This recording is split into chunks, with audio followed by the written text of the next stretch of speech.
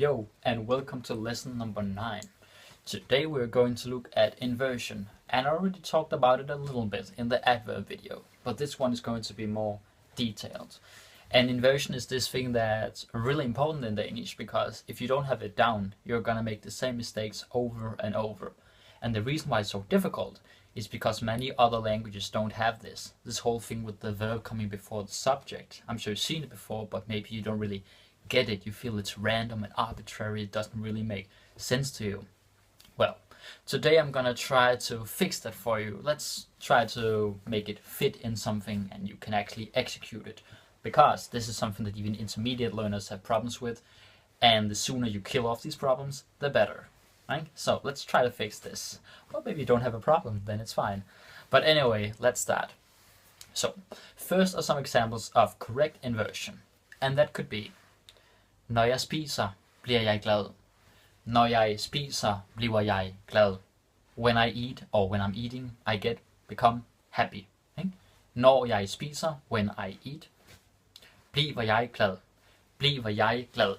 Notice that the second part, bliver jeg glad, starts with the verb. Right? Bliver, get, become. So that's very important.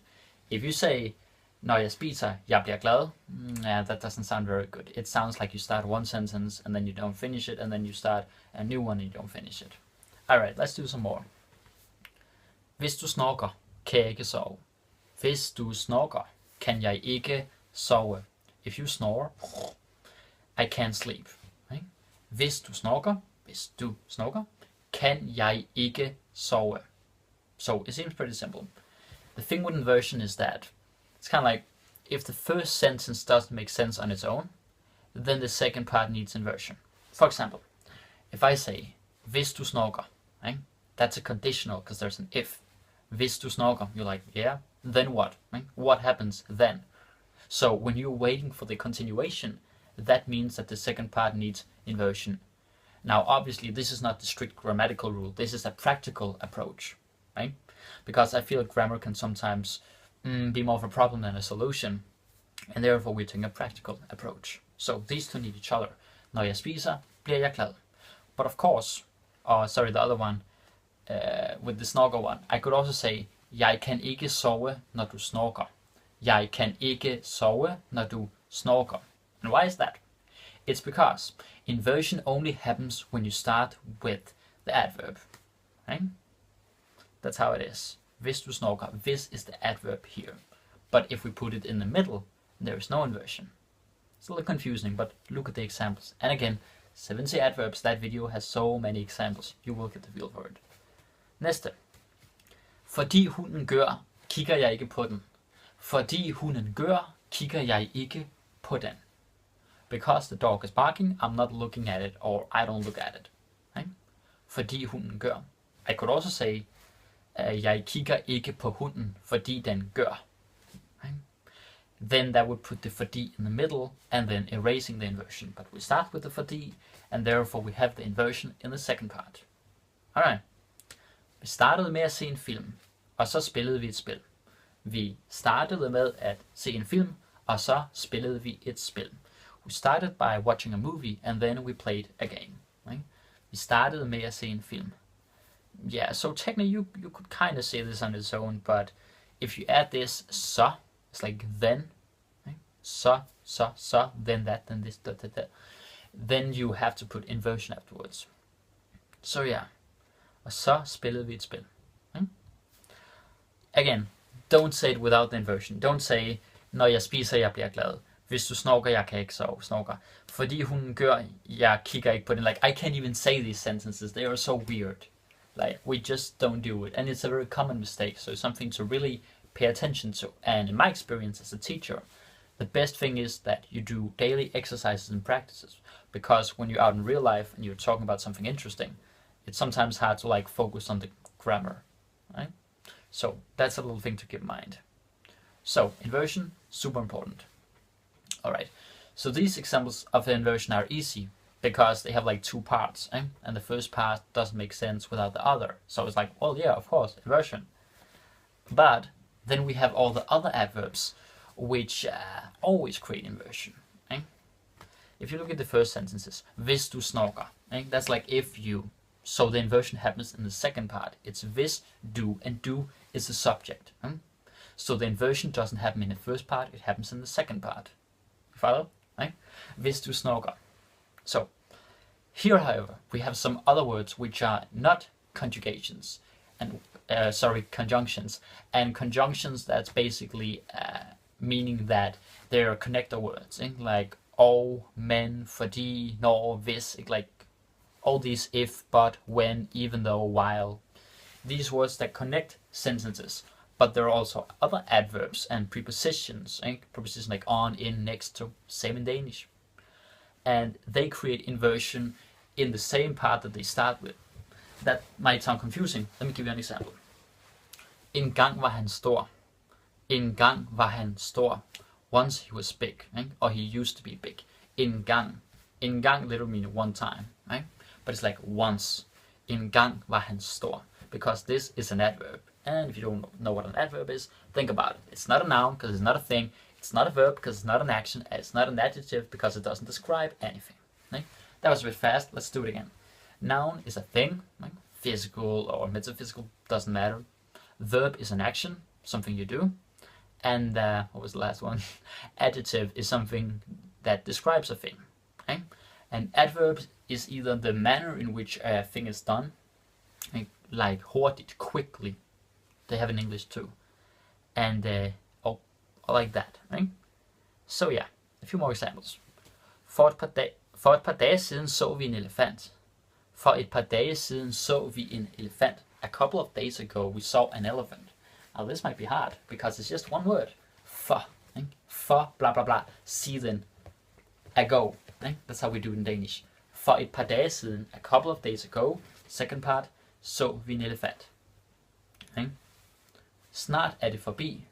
Snart er det forbi. Soon it's over. Because snart, soon is clearly an adverb. Okay? It adds like flavor to the sentence. It's not really a thing or an action. It just adds flavor. Snart er det forbi. Soon it's over. Nogle gange bliver han fuld. Nogle gange bliver han fuld. Sometimes he gets drunk. And nogle gange is so important because you'll hear this a lot. Right? Nogle gange, and we mispronounce it like I said in the adverb video, but nogle gange bliver han fuld. Sometimes he gets drunk. Selvfølgelig er hun tålmodig. Selvfølgelig er hun tålmodig. Of course, she's patient. Right? Selvfølgelig, of course. In English it's two words, but in Danish it's one. So it's definitely an adverb. Selvfølgelig, of course. And the last one here. Måske samler han på flasker. Måske samler han på flasker. Maybe he collects or he's collecting bottles. What a weird thing to do, but good example. And that's it. Måske, måske, maybe, clearly an adverb. And there are so many adverbs, more than you think. But maybe look at your own language and be like, what words are not verbs and nouns and adjectives? Then they are probably adverbs, right? Others are pronouns. Let's not be too crazy. All right. Let's see here. And again, of course, this can also be without inversion if you say, han samler måske på flasker, og hun er selvfølgelig tålmodig. If you put the adverb in the middle of the sentence, there is no inversion. And the emphasis is typically on the thing that comes first. And therefore, selvfølgelig er hun tålmodig puts the emphasis on the of course part, rather than the she's happy part. Right? Different focus. Okay. Then there is something called object inversion, which is also seen sometimes, and it's important, because if you don't get it, it can be very confusing.